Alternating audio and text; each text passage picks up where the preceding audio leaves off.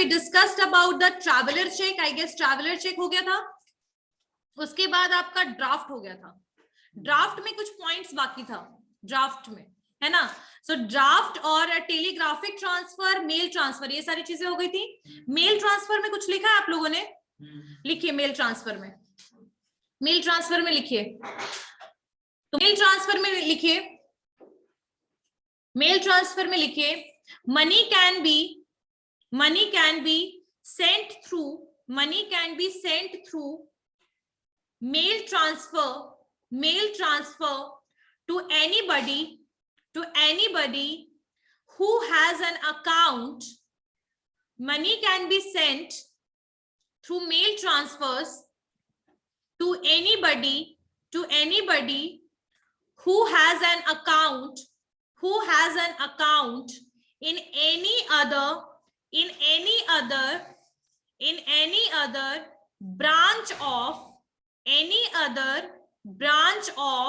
same bank, any other branch of same bank.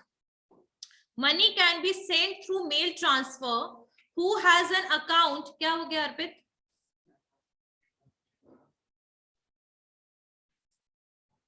चलिए, so money can be sent through mail transfers to anybody who has an account in any other branch of the same bank, यानी कि दूसरे bank की बात यहां नहीं हो रही है, सेम बैंक की, सेम ब्रांच की नहीं। Branch can be differ but the bank can be same in the situation of mail transfer, ठीक है।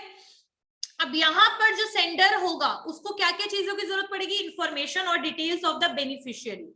बेनिफिशियरी का मतलब क्या होता है? बेनिफिशियरी वो होता है जिसके अकाउंट में या अकाउंट के साथ हम क्या करते हैं? ऑपरेशन करते हैं, जैसे कि हम उन्हें बैंक में पैसा ट्रांसफर कर रहे हैं, ठीक है, कोई उनके सारे डिटेल्स। बेनिफिशियरी जिनके अकाउंट में पैसा ट्रांसफर होता है। क्लियर हो गई बात? समझ में आया? सो बेनिफिशियरी का अकाउंट, जैसे मान लीजिए कि मैं इस बच्चे के अकाउंट में पैसा ट्रांसफर कर रही हूं, तो ये कौन होगा? बेनिफिशियरी। क्लियर? उसके क्या क्या इंफॉर्मेशन चाहिए होंगे? उसका नाम, detail information, account number, IFSC code, जो भी इंफॉर्मेशन है वो सारे के सारे इंफॉर्मेशन की रिक्वायरमेंट है in the situation of mail transfer. Always remember these are the traditional way of sending the money, ठीक है। पहला mail transfer, same bank different branch. Clear? Clear हो गई बात? समझ में आ गया? Important information of the beneficiary is required. Clear? Next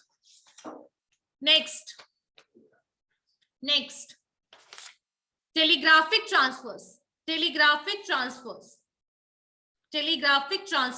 अच्छा, मेल ट्रांसफर में एक चीज हमेशा याद रखिएगा, मेल ट्रांसफर में हमेशा एक चीज याद रखिएगा कि आपका भी अकाउंट उस बैंक में होना चाहिए और जिसके अकाउंट में आप ट्रांसफर करें उसका भी अकाउंट उस बैंक में होना चाहिए। That is required. क्लियर हो गई बात? समझ में आया? But in the situation of draft के सिचुएशन में जो ड्राफ्ट बनवा रहा है उसका अकाउंट होना बैंक में जरूरी नहीं है। क्लियर? चलिए, टेलीग्राफिक ट्रांसफर में लिखिए, सबसे पहले तो टेलीग्राफिक ट्रांसफर में डैश देके लिखिए urgently, money urgently send, money urgently send. Same mail transfer वाला सिचुएशन होगा टेलीग्राफिक ट्रांसफर में भी। आपका सेम बैंक होना चाहिए, ब्रांचेस डिफर हो सकता है, लेकिन यहां पर सिचुएशन क्या लगेगा? अर्जेंट रिक्वायरमेंट और नॉमिनल चार्जेस, ठीक है। वहां पर पैसा ट्रांसफर कर रहे हैं, यहां पर जल्दी में पैसा ट्रांसफर कर रहे हैं, बिल्कुल अर्जेंट रिक्वायरमेंट के लिए पैसा जो ट्रांसफर कर रहे हैं, that is telegraphic transfer. Clear हो गई बात? समझ में आया? यहां सिर्फ दो चीज याद रखिएगा, लेकिन टेलीग्राफिक ट्रांसफर में एक और यहाँ पे चीज है कि हर एक जगह ये आपकी फैसिलिटीज अवेलेबल नहीं होती, बहुत सिलेक्टेड एरियाज में, सिलेक्टेड जगह पे ब्रांचेस में अवेलेबल होती है। तो आप जहां से भी ट्रांसफर कर रहे हैं, टेलीग्राफिक ट्रांसफर के थ्रू जहां से भी आप पैसा ट्रांसफर कर रहे हैं, वहां पर वो फैसिलिटी की अवेलेबिलिटी होना जरूरी है, ठीक है। पहला चीज नॉमिनल चार्जेस, अर्जेंट बेसिस पे पैसा सेंड करने का तरीका। क्लियर हो गया? नेक्स्ट था बैंक ड्राफ्ट। बैंक ड्राफ्ट क्या है? जैसे आपका एक निगोशिएबल इंस्ट्रूमेंट है, निगोशिएबल इंस्ट्रूमेंट में तीन ही चीजें मेंशन है। क्या क्या है? Bill of exchange, promissory note and cheques, है ना। आपका जो बैंक ड्राफ्ट या डिमांड ड्राफ्ट जो होता है, that is also kind of instrument. अब यहाँ पर डिमांड ड्राफ्ट की रिक्वायरमेंट तब पड़ती है जब हमें जिसे पैसा या सम पे करना है उसकी तरफ से डिमांड हो कि आप डीडी के थ्रू ही पेमेंट करें। जैसे कॉलेजेस के फीस वगैरह के लिए काफी ज्यादा डिमांड ड्राफ्ट आज भी यूटिलाइज किया जाता है, होता है ना। आपका जो पर्टिकुलर अकाउंट डिमांड ड्राफ्ट जो बनाया जाएगा वो आप किसी भी बैंक के ब्रांच से बनवा सकते हो। जैसे कि मान लीजिए कि मेरा अकाउंट एसबीआई में है, मतलब मेरा नहीं, मतलब ऐसे नॉर्मल मानिए कि एसबीआई का मुझे डिमांड ड्राफ्ट की जरूरत है, ठीक है, एसबीआई की डिमांड ड्राफ्ट की जरूरत है मुझे, उसमें मेंशन होगा कि डीडी आपको कौन से बैंक का बनवाना है, और वो उसी वही अकाउंट वही वाला बैंक होगा जिसमें आपको जिसको पेमेंट करना है उसका अकाउंट होगा। यानी कि मान लो कि मैंने एक अपने दिल्ली यूनिवर्सिटी के कॉलेज में पेमेंट किया था और उसने एसबीआई मेंशन किया क्योंकि उस कॉलेज का अकाउंट किसमें है, एसबीआई में। उस पर्सन का अकाउंट होना भी तो जरूरी है? जरूरी नहीं है, आपका कई बार उसमें जो आपकी कंपनी के नाम पे भी तो अकाउंट होता है ना, लिमिटेड लगा होता है, ये सब लगा होता है ना, तो कॉलेज के नाम पे भी अकाउंट होता है। जो कॉलेज की अथॉरिटी, हाँ, वो डायरेक्टली डीडी जो है, बिल्कुल, वो उसमें कोई पर्सन नहीं है, उसमें आपका कॉलेज का नाम है, वो कॉलेज के नाम से भी अकाउंट होता है, ठीक है। तो यहाँ पर और ऐसा नहीं है डीडी आप लोगों के नाम पे भी जमा कर सकते हो, ऐसा कुछ नहीं है, आपको किसके नाम पे डीडी बनवाना है वो भी मेंशन होता है, लेकिन डिमांड ड्राफ्ट नाम ही इसलिए क्योंकि डिमांड पर बनाया जाता है, पर्टिकुलर सम पेमेंट कर दो। एक तो इसमें चीटिंग की चांसेस बहुत कम है, जैसे चेक जो होता है that can be bounce, but demand draft can not be bounce. Why? Because first of all we are paying the amount, then after that we are purchasing the demand draft. यानी पहले पैसा देते हैं फिर हम डिमांड ड्राफ्ट क्या करते हैं, लेते हैं उनसे। तो पेमेंट ऑलरेडी हो रखा होता है डिमांड ड्राफ्ट में एडवांस में, तो ऐसे सिचुएशन है बाउंस वाला है, कैंसिलेशन, इसका चांसेस बहुत रेयर है, ऐसा होगा ही नहीं कभी भी, ठीक है। और डिमांड बैंक ड्राफ्ट में एक और भी चीज है कि यहाँ वही रिसीव्ड होता है एडवांस में पैसा। उसके अलावा मैंने stopping payment of bank draft करा दिया था, लॉस ऑफ ड्राफ्ट कराया था। लॉस ऑफ ड्राफ्ट में मैंने क्या बताया था, क्या बताया था लॉस ऑफ ड्राफ्ट में? हाँ, लॉस ऑफ ड्राफ्ट में है कि अगर परचेजर जो है, परचेजर ने खरीदा यानी कि मुझे किसी को पेमेंट करना, तो यहाँ परचेज की बात हो रही है, यहाँ किस चीज की बात हो रही है, परचेज की। जैसे कैसे ट्रैवलर चेक परचेज करते हैं वैसे यहाँ पर भी बैंक ड्राफ्ट को परचेज के नाम पे ऐसे बोला जाता है। तो जो आपका ड्राफ्ट है, मान लीजिए परचेजर ने पहले ही गुम कर दिया जिसको हैंड ओवर करना था उससे पहले ही, यानी आई बात समझ में, जैसे जिसको पेमेंट करना था, मान लो कि XYZ को पेमेंट करना था, उसको पहले हैंडओवर करने से पहले ही मेरे तरफ से ही गुम हो गया, लॉस हो गया, ठीक है। ऐसे सिचुएशन में पेई को देने से पहले अगर कोई लॉस होता है यानी कि गुम हो जाता है डिमांड ड्राफ्ट, तो परचेजर जो है वो रिपोर्ट कर सकता है इशूइंग बैंक में, जहां से डिमांड ड्राफ्ट बनवाया वहां से आप क्या कर सकते हो, कंप्लेन कर सकते हो कि ये जो डिमांड ड्राफ्ट है ये क्या हो गया है, ये लॉस हो गया है, लॉस्ट हो गया है। अब एक और सिचुएशन है, क्योंकि डिमांड ड्राफ्ट जो है वो आपके चेक से कहीं ना कहीं ज्यादा सिक्योर होता है। क्यों? क्योंकि जिसको पेमेंट करना है उसका नाम ऑलरेडी मेंशन होता है डिमांड ड्राफ्ट में, है ना। लेकिन यहाँ पर क्या प्रॉब्लम आ सकती है, प्रॉब्लम ये आ सकती है कि जहां पर भी वो चेक गुम हुआ, जिसके भी हाथ में आया, जैसे मान लो कि मेरे हाथ में वो आ गया डिमांड ड्राफ्ट, तो मेरे नाम से वो पैसा जमा हो जाएगा। आई बात समझ में? वो पैसा तो उसी को जाएगा जिसका नाम मेंशन है डिमांड ड्राफ्ट में, लेकिन क्या हो सकता है, मान लो कि 2-3 बच्चे हैं कॉलेज के, एक कोई का डीडी गुम हुआ, अगर दूसरे बच्चे को मिल गया तो वो उसके बिहाफ में अपने नाम पे क्या सबमिट करा सकता है, डिपॉजिट करा सकता है, फीस। आई बात समझ? तो ये बहुत बड़ा इशू है आपके डीडी के साथ। क्लियर हो गया? यहां तक समझ में आया? चलिए, तो लॉस ऑफ ड्राफ्ट में थे हम। तो ड्राफ्ट जो है वो बेसिकली परचेजर जो है, अगर उसने किसी को हैंडओवर जिसको करना था, जिसके लिए डीडी बनाया गया था, उसको देने से पहले ही गुम हो गया, लॉस हो गया, तो परचेजर को रिपोर्ट करना पड़ेगा इसके बारे में किसको, इशूइंग बैंकर को, कि जो ड्राफ्ट है वो लॉस हो गया, लॉस्ट हो गया, यानी कि किसी को दिया नहीं गया है, थर्ड पार्टी को नहीं दिया गया, पहले ही वो क्या हो गया है, लॉस हो गया है। तो बैंकर जो है ऐसे सिचुएशन में सेफली रिफ्यूज कर देगा पेमेंट, यानी अगर वो डीडी बाद में जाके जमा भी हो रहा है तो उसका पेमेंट क्लियर नहीं होगा। लेकिन इसके बारे में इंफॉर्मेशन किसके पास होनी चाहिए, बैंक के पास होनी चाहिए, ठीक है। और नेक्स्ट है कि अगर आपका मतलब अगर ऐसा लगा, मतलब it would be to be forced endorsement and title of holder would not be considered good. हो सकता है कि जो भी आपके पर्सन जिसको भी वो डीडी मिला हो तो एक तरीके से जाली तरीके से तो वो डीडी दे रहा है ना, क्योंकि वो उसका डीडी तो है नहीं। तो ऐसे सिचुएशन में पेमेंट क्या हो जाएगा, रुक जाएगा। अगर इसका इंफॉर्मेशन बैंक के पास है तो बैंक क्या करेगा, बैंक क्या करेगा, जो डीडी नंबर होता है, याद रखिएगा, जो भी आपका इशुइंग बैंक है वो डीडी नंबर सारे अपने बैंक ब्रांच में वो बता देगा कि इस पर्टिकुलर डीडी नंबर को, डीडी को क्लियर नहीं करना है। आई बात समझ में? तो यहाँ पर जो ड्रॉई ब्रांच होगा, अगर बैंकर जो है उसको इमीडिएटली बताना है ब्रांच को, पर्टिकुलर ब्रांच को कि मेरा जो डीडी गुम हो गया है, जहां से इशू करवाए वहां पर भी, और कई बार आपके कौन से ब्रांच में वो पैसा जाना है वो भी मेंशन होता है। जैसे कि मान लो कि एसबीआई के फ्रेजर रोड में जाना, एग्जाम्पल के लिए, तो that is somehow mentioned in that. तो वो वहां पर भी जहां ड्रॉ हो सकता है वो पैसा, वहां पर भी उसके बारे में इंफॉर्मेशन पहुंच जाना चाहिए, तो पेमेंट नहीं होगा। क्लियर हो गई बात, समझ में आया? चलिए, टेलीग्राफिक में लिख लिया था ना? ओके, बैंक ड्राफ्ट में लिखिए, शॉर्ट में लिख लिया, बैंक ड्राफ्ट में लिखिए, बैंक ड्राफ्ट में लिखिए section 85A, section 85A of the Negotiable Instruments Act, of the Negotiable Instrument Acts define a bank draft as inverted comma start, as an order to pay, as फिर वहां से inverted comma फिर लिखे an order to pay money, an order to pay money, comma, drawn by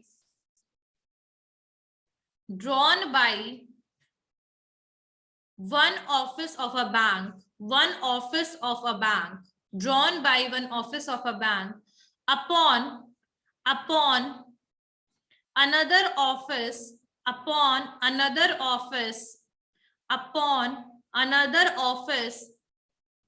of the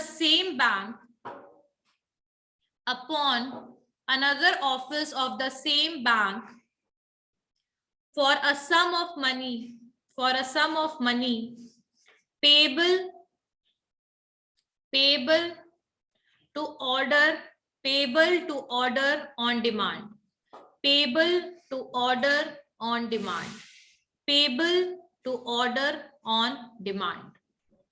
यानी कि इसका मतलब क्या हुआ, क्लियर हुआ, मतलब समझ में आया?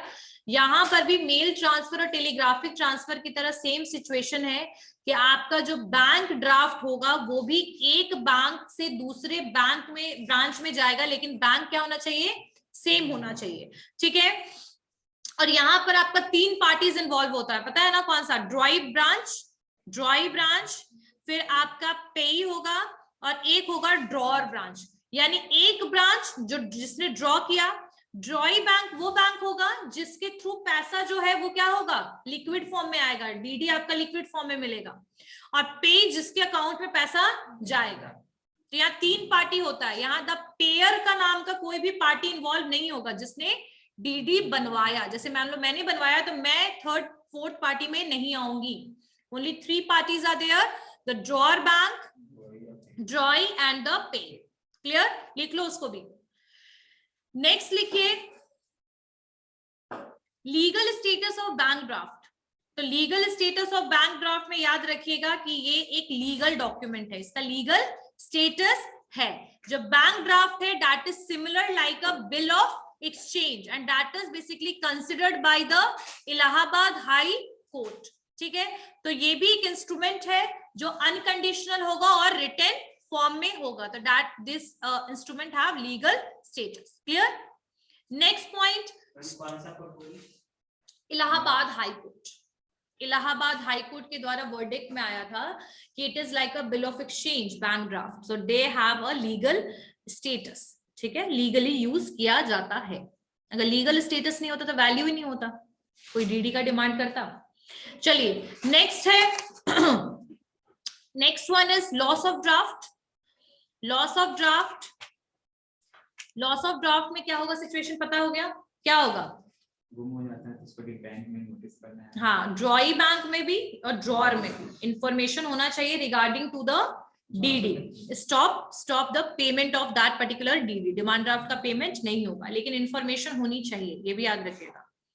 इन्फॉर्मेशन अगर आपने नहीं दिया, कंप्लेन नहीं किया, तो ऐसे सिचुएशन में पेमेंट हो सकता है। And who is liable for that? जो जिसके पास जो भी आपका जिससे गुम हो, that person is liable. Next one, issue of duplicate draft. लिखे, issue of duplicate draft, issue of duplicate draft. इसके बाद क्लास है आपका। नेक्स्ट, तो loss of draft I think clear हो गया। अब इश्यू ऑफ डुप्लीकेट ड्राफ्ट में क्या सिचुएशन है? If the draft is lost by the purchaser, purchaser कौन हुआ? जिसने बनवाया ड्राफ्ट, यानी मान लो फॉर एग्जांपल मैंने परचेज किया, ड्राफ्ट बनवाया, and if the draft is lost by the purchaser and he requests the banker to issue a duplicate one, the banker should be very careful by the following steps. अब यहाँ क्या situation है कि अगर मेरा draft गुम हो गया, ठीक है, और वो पैसा, वो डीडी मिला भी नहीं, मतलब किसी के द्वारा आया भी नहीं, इंफॉर्मेशन जा चुका है, लेकिन अब मुझे दोबारा से डीडी की रिक्वायरमेंट है ना, डीडी की तो जरूरत होगी क्योंकि पेमेंट तो ऑलरेडी कर दिया। मान लो 1 लाख रुपए का डीडी बनवा रहे, तो ऐसे सिचुएशन में 1 लाख रुपए तो बहुत बड़ा अमाउंट है, तो मुझे डुप्लीकेट डीडी की जरूरत है। तो जो डुप्लीकेट डीडी होगा, उस सिचुएशन में क्या होगा कि आपके बैंक को कुछ चीजों का ध्यान रखना है। क्या? कि बैंकर को पहले क्लेरिफाई करना है कि जेन्युइनली आपका जो डीडी है वो गुम हुआ हो। ठीक है, क्या हुआ हो? गुम हुआ हो। ऐसा ना हो कि लॉस्ट हुआ नहीं है और आपने आकर के दूसरा डुप्लीकेट डीडी के लिए अप्लाई कर दिया। No, that is not going to work. तो सबसे पहले बैंक को क्या देखना है कि banker should be satisfied with the genuineness of the request to issue a duplicate draft. genuinely गुम हुआ हो तो फिर आप ड्राफ्ट बनवा सकते हो। Confirmation about the non payment of draft must be obtained from the drawee branch, यानी जिस भी ब्रांच के लिए वो डीडी बनाया गया था, एसबीआई फ्रेजर रोड के मान लीजिए ब्रांच के लिए अगर वो बनवाया गया था, तो सबसे पहले बैंक को कंफर्म करना है कि उस डीडी से पेमेंट हुआ है या नहीं हुआ। यानी कि अगर पहले ही पेमेंट हो चुका है उस डीडी से, तो ऐसे सिचुएशन में आपके लिए डुप्लीकेट डीडी बनेगा या नहीं? No. नहीं, यानी उस डीडी को ऑलरेडी लिक्विड फॉर्म में ले आया गया है, यानी दूसरे के अकाउंट में ट्रांसफर हो गया है पैसा, तो अब आपके लिए डुप्लीकेट डीडी नहीं बनेगा। यानी कि ड्रॉई ब्रांच से बैंक को कंफर्मेशन लेना पड़ेगा इस बारे में। ठीक है, थर्ड सिचुएशन क्या होगा कि आपको देखना पड़ेगा एन इंडेमनिटी बॉन्ड जो है must be furnished by the purchaser if the draft reaches the hands of payee, the latter should also sign by the indemnity bond. यानी कि अगर आपके पास डीडी है, ठीक है, अगर आपने डुप्लीकेट डीडी बनवा लिया तो पहले डीडी को यूटिलाइज नहीं करना है आपको। ठीक है, यानी 2 डीडी बन गया ना, अब एक डुप्लीकेट और पहला डीडी, तो ऐसे सिचुएशन में आपको एक ही डीडी को यूज करना है, डिमांड ड्राफ्ट को यूज करना है। आई बात समझ में? अगर ड्राफ्ट जो है वो पेई के हाथ चला गया, द लेटर शुड आल्सो, मतलब कि अगर पेई मतलब कौन, जिसको हम पेमेंट कर रहे हैं, एक ही डीडी को यूज करेंगे। किसको यूज करेंगे? एक ही डीडी को। क्लियर हो गया? अच्छा, 1 मिनट। इंडेमनीफाई करेगा आपके लॉस को जो रिजल्ट होगा by failure of the principal to perform as required. यानी कि अगर मान लो कि किसी रेंटर को पेमेंट कर रहे हैं, तो वो इंडेमनिटी बॉन्ड जो है ना, वो एक तरीके से अग्रीमेंट टाइप का सिचुएशन होता है, जहां पर फेलियर ऑफ पेमेंट के थ्रू वो पेमेंट के लिए बनता है। अगर फेल हो गया पेमेंट, तो वो आप इंडेमनिटी बॉन्ड के थ्रू मतलब साइन करके वो चीज क्लेरिफाई कर सकते हो कि पेई को पैसा मिला है या नहीं मिला है। ठीक है, चलिए। Legal right to collect from the principal amount, indemnity bond यानी that is related with the loss. जब कुछ अराइज होता है और पेमेंट अगर उसको नहीं मिला है, तो उसके लिए एक इंडेमनिटी बॉन्ड बनाया जाता है। पेई बना के देगा कि मुझे पेमेंट नहीं मिला है, तो वो इंडेमनिटी बॉन्ड को यूज कर सकते हैं हम डिमांड ड्राफ्ट को बनवाने में।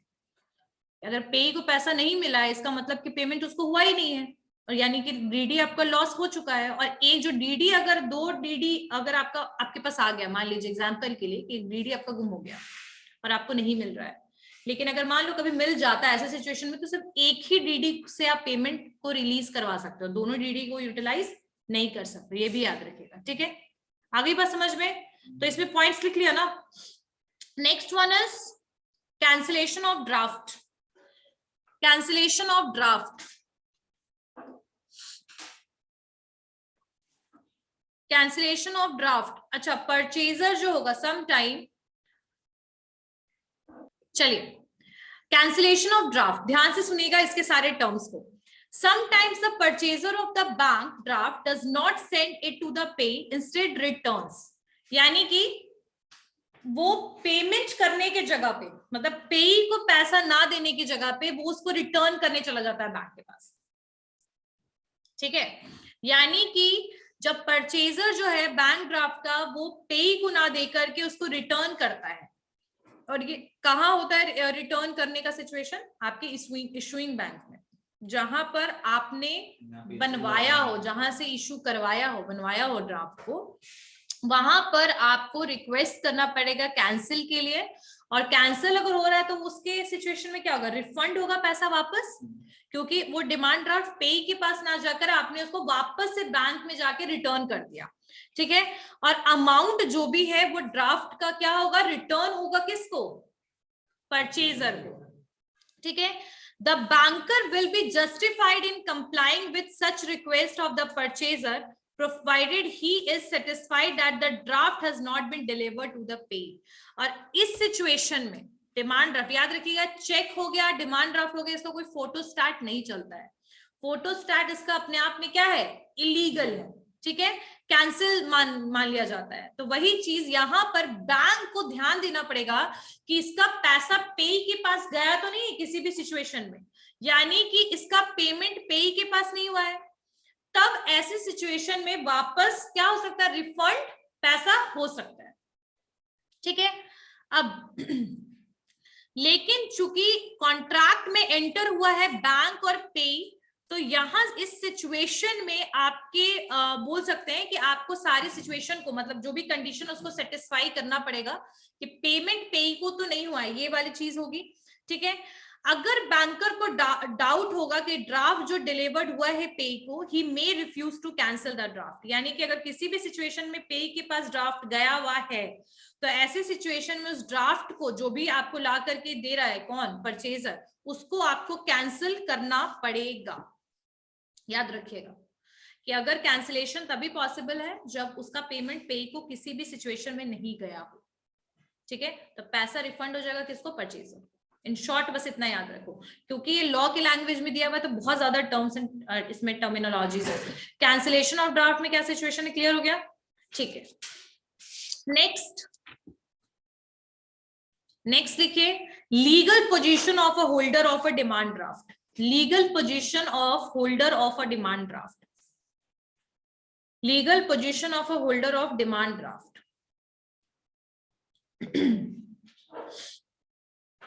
अच्छा, यहां पर एक केस दिया हुआ है, Kerala high court in Mathai and others versus Palai central bank limited. ठीक है, तो यहां पर केस में है कि in this case the holders of draft contended that they were entitled to payment in full of amount covered by draft because bank was only an agency employed in them for transmission of money from one place to another and agency employed by them another and therefore their relationship with bank was not that ordinary debtor and creditor. इतना लंबा line मैंने जो पढ़ा है, ध्यान से सुनिएगा। ये केस किसके किसके बीच में हुआ है? ये आपके केरला हाई कोर्ट के बीच में और पलई सेंट्रल बैंक लिमिटेड के बीच में एक केस हुआ। यहाँ पर जो होल्डर था, ड्राफ्ट का जो होल्डर था, जैसे मान लो कि मेरे पास ड्राफ्ट है, तो यहाँ पर उन्होंने बोला कि जो पेमेंट है वो मुझे फुल आना चाहिए। जैसे मान लीजिए कि 50,000 का डिमांड ड्राफ्ट है, तो वो पूरा डीडी जो है, जो 50,000 है, वो पूरे के पूरे मेरे अकाउंट में आने चाहिए पैसे। क्यों आने चाहिए पूरे 50,000 रुपीज मेरे अकाउंट में? इसीलिए आने चाहिए क्योंकि बैंक जो है ना वो सिर्फ एक एजेंसी की तरह काम करता है डीडी के सिचुएशन में। ठीक है, कि डिमांड ड्राफ्ट बनवा के दे दिया, ट्रांसफर करवा दिया, they are only an agency. ठीक है, अब जो भी अमाउंट होगा वो ट्रांसफर करना, क्योंकि bank, their relationship with bank was not that ordinary debtor and creditor. यहाँ पर बैंक के साथ मेरा कोई रिलेशन नहीं है डेटर और क्रेडिटर की तरह, जहां पर मेरा अकाउंट है, जहां पर मैं पैसा दे रहा हूँ, पैसा निकाल रहा हूँ, ये सिचुएशन नहीं है। दूसरा, जो बैंक है वो ड्राफ्ट जो है, ड्राफ्ट उसको मिला है, उसका ऑलरेडी पेमेंट किया हुआ है, यानी 50,000 का डीडी मिला है, 50,000 ऑलरेडी पेड है। तो ऐसे सिचुएशन में अगर किसी के पास भी डिमांड ड्राफ्ट है तो उसका पेमेंट फुल होना चाहिए, और जब भी डिपॉजिट होगा तब उसका पेमेंट होना चाहिए, क्योंकि बैंक का कोई इसमें बहुत बड़ा रोल नहीं है, they are only an agency. ये केस था, ठीक है। हाई कोर्ट ने देखा और उसके अकॉर्डिंग उन्होंने क्या बोला कि ड्राफ्ट जो है वो एक तरीके का इंस्ट्रूमेंट है, और एक रिलेशनशिप क्रिएट हो रहा है ऑर्डिनरी डेटर और क्रेडिटर वाला, स्पेशल रिलेशनशिप नहीं, ऑर्डिनरी डेटर और क्रेडिटर वाला, but admitted that possibility of special contract carriage of money. In short इसमें सिर्फ ये चीज समझिए कि transmission of money can be possible because there is a bank in between है, लेकिन एक रिलेशनशिप भी बनता है। परचेजर जो है वो बनवा रहा है जब डिमांड ड्राफ्ट, तो उसका रिलेशनशिप किसके साथ है? बैंक के साथ है डीडी बनवाने का, तो वो कैंसिल करवा सकता है। लेकिन एक एजेंसी की तरह सिर्फ बैंक क्या कर रहा है? काम कर रहा है। जिसके पास भी डीडी होगा वो क्लियरेंस उसी के थ्रू होगा। आ गई बात समझ में? तो यहां पर legal position of holder of a demand draft में ये चीज है कि जिसके पास भी डिमांड ड्राफ्ट होगा उसके पास क्या होगा? लीगल पोजीशन ऑफ ड्राफ्ट, मतलब वही ड्राफ्ट को क्लियर करवा सकता है। लेकिन अगर परचेजर की तरफ से अगर कोई सिचुएशन आया कि वो लॉस हो गया, कुछ भी हुआ, तो वो कंप्लेन करने पे पेमेंट स्टॉप होगा, लेकिन लीगल स्टेटस होल्डिंग के हिसाब से होगा। चेक में ये चीज नहीं होता है, लेकिन डीडी में ये चीज होगा। प्रॉमिसरी नोट में होता है या नहीं? प्रॉमिसरी नोट में नहीं होगा, डिमांड ड्राफ्ट में ये चीज होगा कि जिसके पास आपका होगा डीडी उसके थ्रू वो पेमेंट होगा। क्लियर हो गया? लीगल स्टेटस में सिर्फ यही चीज है। अब payment of bank draft, payment of bank draft, चलो payment of bank draft issue करने के बाद, इशू होने के बाद किसको इशू हो रहा है? परचेजर को। जो इशूइंग ब्रांच है बैंक का send an advice to the drawee branch intimating it about the issue of the draft. ये लाइन आई गेस क्लियर हो गया होगा। एक बार परचेजर ने बैंक से बनवा लिया डिमांड ड्राफ्ट, फिर बैंक जो है यानी ड्रॉअर जो बैंक है वो क्या करेगा? वो इशू करेगा ये मतलब ये information about the demand draft या परचेजर, मतलब कि भाई परचेज हुआ है डीडी, इस डीडी ये अमाउंट का बना है, ठीक है। जो स्पीसमैन सिग्नेचर होगा बैंक ऑफिशियल के पास who are authorized to sign bank draft, वो सर्कुलेट हो जाएगा। यानी कि जिसने भी बैंक ड्राफ्ट बनवाया जाता है ना, तो उसमें जो सिग्नेचर होता है वो ऑथराइज्ड पर्सन का सिग्नेचर होता है। तो उसके बारे में जो स्पीसमैन सिग्नेचर जो होगा बैंक ऑफिशियल का, ऑफ द बैंक ऑफिशियल, जिसने भी ऑथराइज साइन किया है बैंक के बिहाफ में। जैसे वहां का कई बार पीओ जो होते हैं, प्रोबेशनरी ऑफिसर्स जो होते हैं, वो करते हैं साइन, तो वो सर्कुलेट हो जाएगा हर एक ब्रांच में। जो भी सेम ही बैंक में सिचुएशन है, ये एसबीआई वाले एसबीआई के लिए बनवा सकते हैं, यानी कि मतलब एसबीआई का डीडी बनवाना है तो एसबीआई में ही वो क्लियर भी होगा, है ना। तो जो ड्रॉई ब्रांच है वो वेरीफाई करेंगे सिग्नेचर ऑथराइज ऑफिशियल का स्पीसमैन के साथ जो उसके पास सिग्नेचर है, और ये डीडी में दोनों का सेम सिग्नेचर है, फिर वो क्लियरेंस होगा। अगर सिग्नेचर फॉर्ज्ड हुआ, फॉर्ज मतलब जाली, अगर जाली हुआ तो ऐसे सिचुएशन में बैंकर पेमेंट नहीं करेगा। अब यहाँ पर सिचुएशन क्या है, ध्यान दीजिएगा, यहाँ परचेजर की पे की बात नहीं हो रही, यहाँ बात हो रही है ड्रॉअर बैंक की और ड्रॉई बैंक की, ठीक है। ड्रॉअर बैंक में कोई ना कोई आपको जो भी बनवाया जाता है जिसके थ्रू डीडी, उसमें एक ऑथराइज सिग्नेचर होता है। वो ऑथराइज सिग्नेचर उस बैंक के एम्प्लॉय का ही होगा। अब वो एम्प्लॉय जो भी है बैंक का, उसके स्पीसमैन मतलब उसके सिग्नेचर का एक स्पीसमैन कॉपी हर एक उस ब्रांच में चला जाएगा जिसमें वो पेमेंट की पॉसिबिलिटी है। जैसे मान लीजिए पटना के लिए किसी ब्रांच के लिए हमने बनवाया, तो फ्रेजर रोड के अलावा और भी जो एसबीआई के बैंक हैं उनके पास भी उसका क्या चला जाएगा? स्पीसमैन कॉपी। अब उसके स्पीसमैन कॉपी के साथ वो डीडी का जो साइन है उसको क्या किया जाएगा? मैच किया जाएगा। अगर देखा गया कि दोनों सिग्नेचर में वैरी हो रहा है, चेंज हो रहा है, तो इसका मतलब है कि डीडी में सिग्नेचर क्या हो सकता है? जाली। क्या हो सकता है? जाली। अब जाली सिग्नेचर तभी होगा ना जब डीडी का कोई फॉर्मेट में आपने गलत सलत बनवा के और साइन कर लिया, और आप अगर डीडी जाके दे दोगे और अगर आइडेंटिफिकेशन नहीं होगा तो उतना सम किसी पे के अकाउंट में चला जाएगा। बल्कि डीडी बनवाने से पहले हम क्या करते हैं? पैसा देते हैं, 10,000 रुपए दिया, डीडी बनवाया, अब वो पेमेंट का तो कोई सीन नहीं है।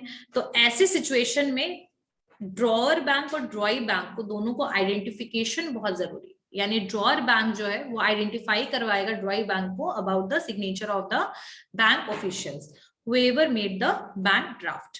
ठीक है, अब यहां पर और भी सिचुएशन है कि accepting the recommendation of working group on customer service, the Reserve Bank advised the bank. अब कुछ एडवाइस दिया गया है रिजर्व बैंक के द्वारा, क्या क्या एडवाइस दिया गया है? Payment of draft should not be refused because of non-receipt of advice from the issuing branch. ठीक है, पेमेंट जो ड्राफ्ट का होगा वो रिफ्यूज नहीं होगा because of non receipt of advice from the issuing branch, यानी अगर इशूइंग ब्रांच से कोई भी इंफॉर्मेशन नहीं आया है तो ऐसे सिचुएशन में पेमेंट रिफ्यूज नहीं होगा। ठीक है, they should ensure that the draft drawn on them and paid immediately without waiting for the advice, यानी without advice के भी पेमेंट आपको क्लियर करना है। Next, just one authorized signature on draft should be sufficient. जो authorized signature, एक भी अगर ड्राफ्ट में authorized signature है तो वो sufficient है पेमेंट को क्लियर करने के लिए। आपको सारे इंफॉर्मेशन के लिए एडवाइस और आइडेंटिफिकेशन की जरूरत नहीं है, सिर्फ ऑफिशियल जो सिग्नेचर है दैट इज इनफ और sufficient for the demand draft. These guidelines are given by Reserve Bank of India. Validity period of demand draft may be clearly indicated on draft form. यानी जो draft form जो अगर आप भरते हैं draft बनवाने से पहले, उसमें कितना इसका वैलिडिटी है वो मेंशन्ड होगा। क्लियर हो गया कि कितने दिन तक ये वैलिड है डिमांड ड्राफ्ट। नेक्स्ट है, रिजर्व बैंक ने क्या इंस्ट्रक्शन दिया है रिगार्डिंग टू द ड्राफ्ट? पहला, identification for payment of draft. Reserve bank ने एडवाइस दिया है कि एक्सेप्ट कीजिए पासपोर्ट और postal identification as sufficient proof of payment draft to value of 25,000। अगर 25,000 रुपीज का क्लियरेंस करना है तो उसके लिए आपको किस चीज की जरूरत है? बस पासपोर्ट की। Identification for payment of draft, RBI ने बोला है, एडवाइस दिया है बैंक को कि एक्सेप्ट करिए पासपोर्ट या पोस्टल आइडेंटिफिकेशन।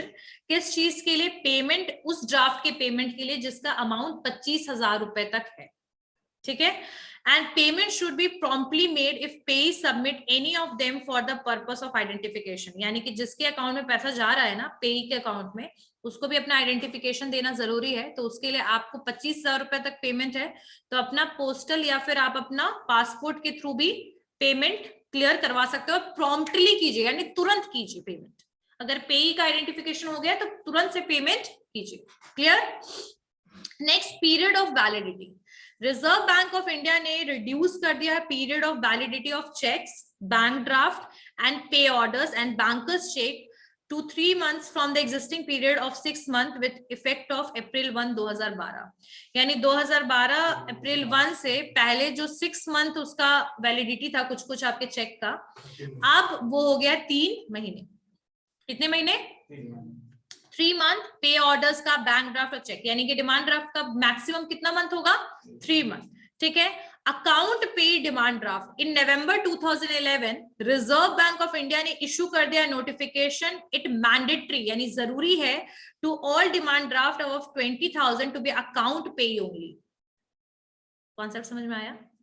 यानी कि अगर ये मत सोचिएगा कि डिमांड ड्राफ्ट के थ्रू आप सिर्फ पैसा विड्रॉ भी कर सकते थे, आप पैसा लिक्विड फॉर्म में भी ले सकते थे और अकाउंट में भी जमा करवा सकते थे, जैसे चेक में होता है, बेयरर चेक वगैरह में।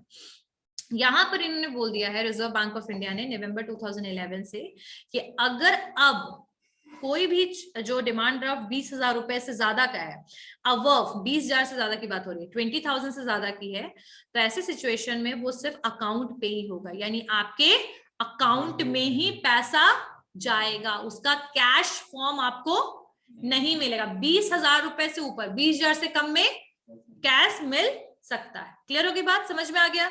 Now, next one is issue of duplicate draft. RBI ने बोल दिया है कि पब्लिक सेक्टर बैंक कौन कौन होता है? अच्छा, कुछ बच्चे ने बैंक ऑफ इंडिया को प्राइवेट सेक्टर लिखा है। नेक्स्ट, तो इश्यू ऑफ डुप्लीकेट ड्राफ्ट की अगर हम बात करें तो रिजर्व बैंक जो है हैज आल्सो डिसाइडेड दैट जो पब्लिक सेक्टर बैंक है should ensure that duplicate draft is issued within the maximum period of 5 days after the completion of all formalities.